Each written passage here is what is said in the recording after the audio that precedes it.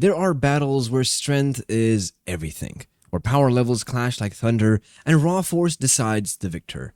But then there are moments where strength becomes irrelevant, where effort fades, where instinct replaces intention, and that's what Ultra Instinct is. It isn't a form, it's a state of being, a divine stillness in the heart of chaos. And no attack captures that transition more than the Ultra Instinct Kamehameha, Goku's most refined, most poetic move, delivered not in fury, but in flow. When Goku stood before Jiren, he wasn't supposed to win. Jiren was untouchable, a monument of discipline, forged from silence and solitude. He didn't fight to prove anything, he fought because he believed no one could challenge him. And for most of the tournament of power, he was right, until the moment Goku let go. Not of hope, not of strength, but of control, and his body moved. There was no tension in his shoulders, no scream in his throat, just breath, calm, balanced, and rhythm that didn't belong to mortals anymore. He didn't charge the Kamehameha, he became it. His palms gathered energy like water returning to a river.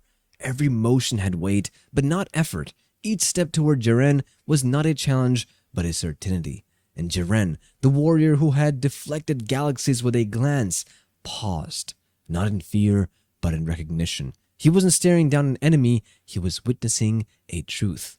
That Goku, the wild, reckless Saiyan who once threw fists before thoughts, had become still. And in that stillness was power, not the kind that crushes planets, the kind that bends the universe around it. When the Ultra Instinct Kamehameha was released, it didn't scream, it didn't roar, it whispered. And the universe listened. The beam glided across the arena like a sacred breath, luminous but not blinding, gentle but unstoppable. Jiren braced, not because he thought he could block it, but because he knew this was the moment he was no longer the center of the arena. Goku was, or rather, what Goku had become. And when it landed, when the beam collided with Jiren's chest and pushed him back with silent divine force, it didn't feel like an attack. It felt like a shift in reality, like gravity had changed directions, like fate had finally spoken and it hadn't raised its voice.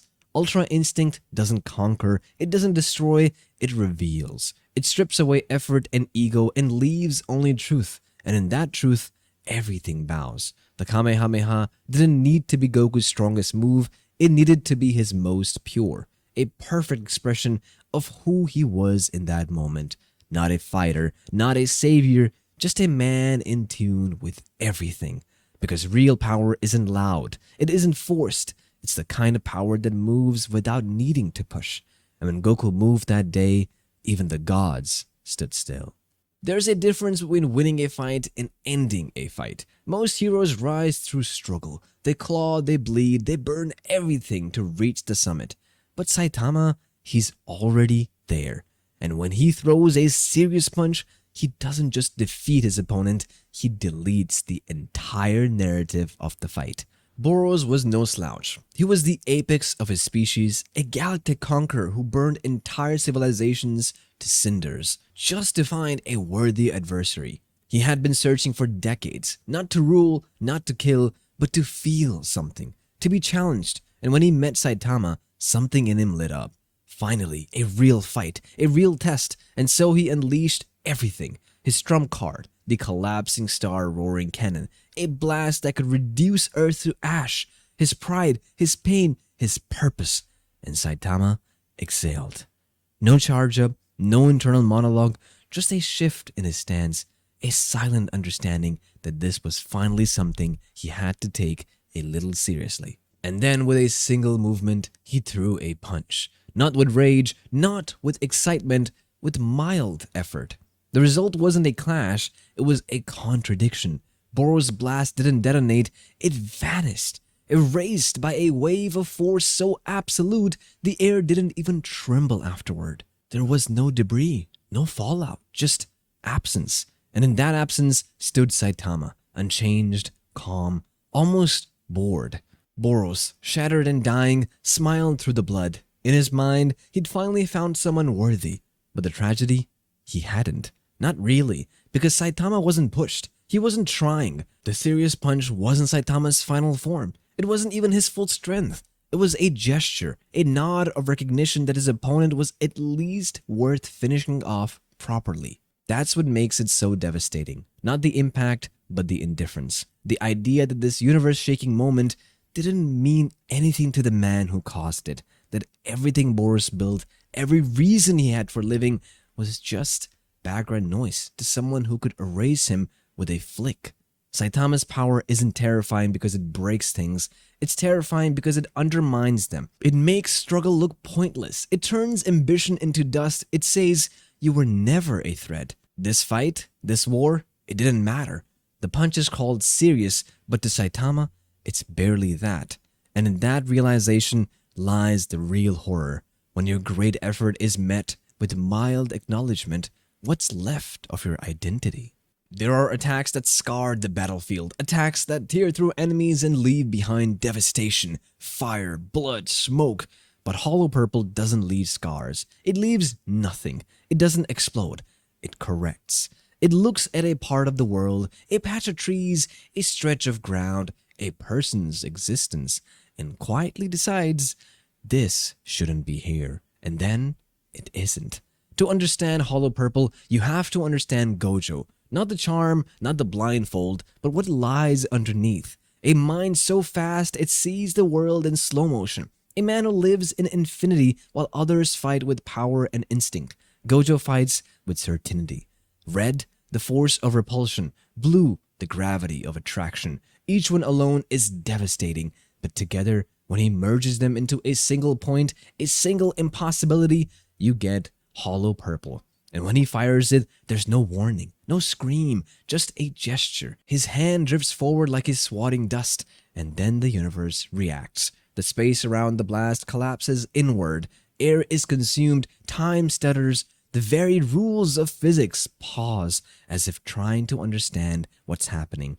Trees don't fall, they vanish. Ground doesn't erupt, it seizes. And the target, they don't die, they don't scream, they simply stop existing. That's what makes Gojo terrifying. It's not just the scale of his power, it's the ease with which he uses it, the comfort. He doesn't revel in it, he doesn't even notice it anymore. Hollow Purple isn't his last resort. It's just another tool, another brushstroke in the hands of someone painting with space-time. The world doesn't explode around Gojo, it bends away from him, because Hollow Purple isn't destruction, it's refinement, a calculated removal of everything that dare exists in his line of sight. It doesn't shout for attention, it doesn't demand recognition, it simply acts and leaves silence in its wake. And that's the scariest part. Not the power itself, but how effortlessly he wields it. Hollow Purple isn't just a technique, it's Gojo's perspective, that infinity doesn't need to explain itself. It simply reminds the world that it's already won. There are moments in anime that leave a crater in the viewer's memory, not because of what's destroyed, but because of what's revealed. And when Madara Uchiha summoned a meteor from the heavens, it wasn't just a display of force, it was a revelation that everything the shinobi world believed about strength, resistance, and survival was a lie. He didn't shout, he didn't need to, he simply raised one hand, casual, almost bored, and the sky answered. A shadow bloomed across the battlefield, too vast to process, too slow to dodge. It wasn't just falling, it was descending, like a divine judgment passed by someone who no longer viewed his enemies as people, but as debris in his path. The shinobi below did everything. They combined their jutsu, coordinated their defenses, and with a miracle, they stopped it. And then he dropped another one. That's when the illusion shattered. This wasn't a villain with a plan. This was inevitability wearing human skin. The first meteor tested their strength. The second tested their hope.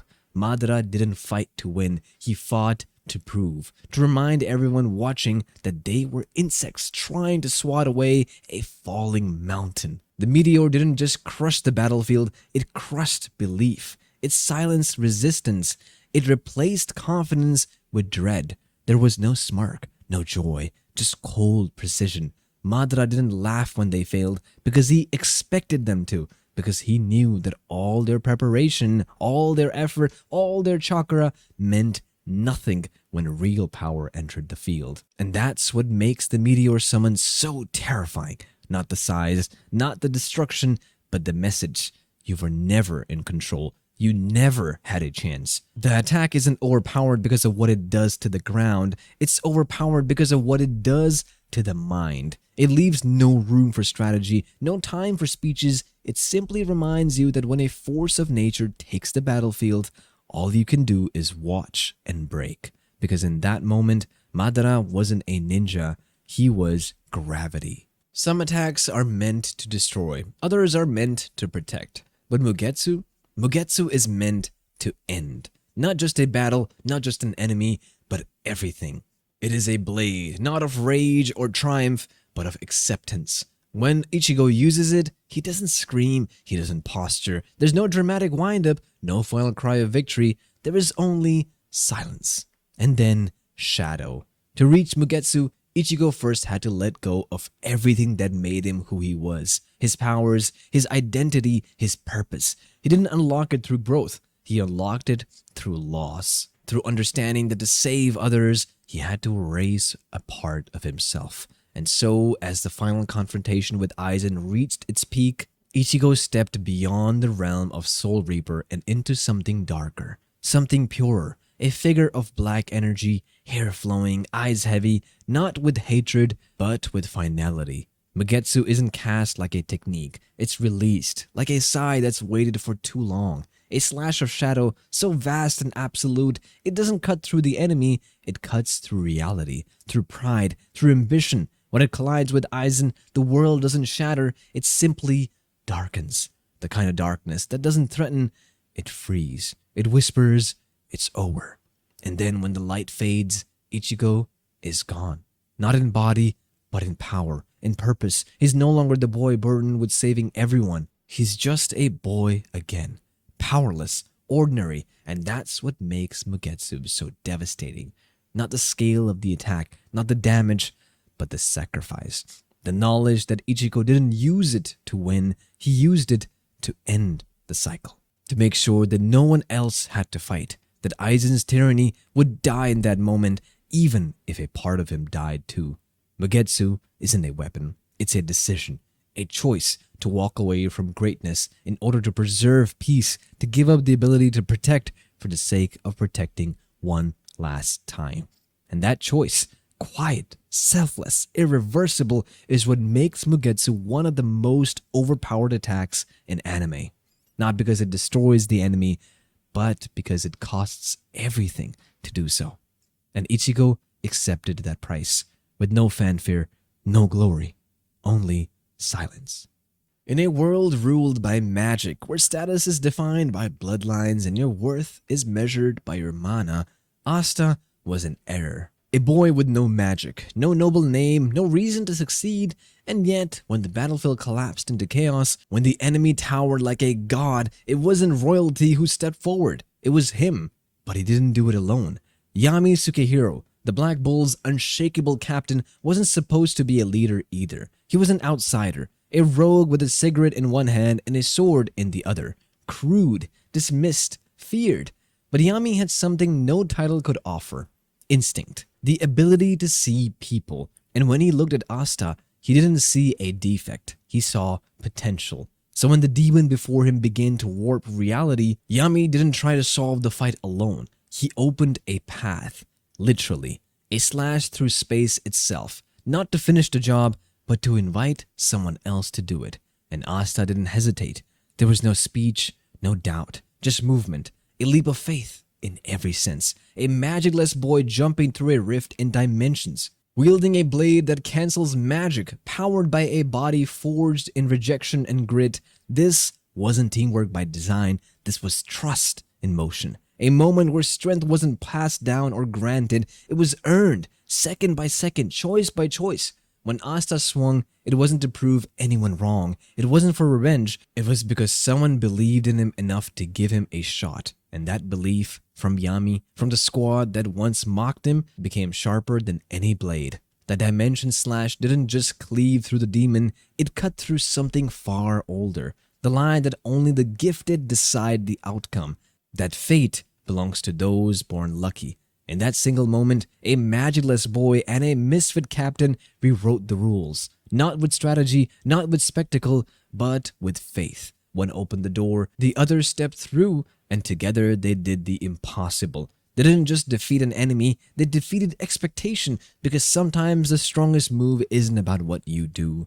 It's about who you believe in and who's willing to believe in you. There are attacks that break bones, shatter cities, erase armies from the map, but sometimes the most devastating weapon is a sentence. A single command spoken at the wrong time to the wrong person with no way to take it back. And for Lelouch v. Britannia, the boy who wrote the Mask of Zero and dared to reshape the world, the moment it all unraveled wasn't in battle. It wasn't during conquest, it was during a conversation. He didn't mean it. That's the tragedy. When Lelouch joked to Euphemia, wouldn't it be easier if you just killed all the Japanese? It wasn't strategy, it wasn't malice, it was arrogance. A slip of tongue delivered with his smirk, underestimating the curse he carried in his eye. Because Gyas doesn't care about intent. It obeys the words, not the heart behind them. And Euphemia, the bright star of peace, the idealist who truly believed Britannia and Japan could coexist, smiled, gently, sweetly, as if nothing had changed, and then she picked up a gun and started the massacre. The girl who only wanted unity, who had been moments away from ending the bloodshed, became a puppet of genocide. And Lelouch, he watched, paralyzed, powerless. The boy who thought he was in control now stood in the ruins of his own mistake. The people screamed. The peace he had built was drowned in gunfire, and the only thing louder than the chaos was his own silence. The Gyas didn't make Lelouch a hero. It didn't make him powerful. It made him responsible for every life taken, for every innocent bloodstain. Because when you carry power that bypasses will, that removes choice, you don't just reshape the world, you claim ownership of its consequences. This wasn't Lelouch's grandest victory, it was his greatest failure. And that's why this moment, this one careless command, is one of the most overpowered attacks in all of anime, because it doesn't destroy with fists or explosions, it destroys with language. It reveals what power without restraint truly looks like. Not glorious, not legendary, just hollow. Because one word can kill thousands. The most dangerous thing you can do is speak. When most characters attack, they do it with intent. A target in mind, a goal in sight. But the rumbling doesn't attack. It moves, and as it moves, the world is erased. Not by flame, not by strategy, but by sheer unrelenting mass. A wall of colossal titans stretching beyond the horizon, marching in perfect, faceless silence. They don't run, they don't rage, they don't speak, they just walk. And with every step, the world dies a little more. Cities are crushed like twigs, rivers dry beneath the heat of their bodies, oceans boil from the pressure of their prisons, nations that once stood for centuries are reduced to dust in minutes. And through it all, at the center of the storm walks a boy. Not a king, not a god, just Eren Yeager. Once a child behind the walls, now the instrument of something far colder than revenge. This wasn't about hatred. Eren didn't destroy the world because he wanted to see it burn. He destroyed it because he couldn't see another way to be free. His entire life had been a cage, first of walls, then of bloodlines, then of memory. Every path he walked had already been written, every choice already made. And so, when given the power to break the system, he didn't hesitate, he became the end of it. The rumbling isn't just a catastrophic act of violence, it's a funeral march, a soundless genocide. There are no targets, no exceptions, no mercy. It doesn't care if you're innocent, it doesn't care if you agree. It only cares whether or not you are in the way. And that's what makes it so haunting. Not the scale, though it is unimaginable, not even the death toll, though it is absolute. What makes the rumbling so terrifying is a justification that one boy believed deep in his soul that freedom was worth everything. Even this, even the end of the world, that to protect the people behind him, to secure a future for those he loved, he was willing to erase every other future. No villains, no heroes, just footsteps. And each one asks the same question. What would you sacrifice to be truly free? Because Eren didn't change the world, he removed it. And in its place left only a silence that no one will ever forget.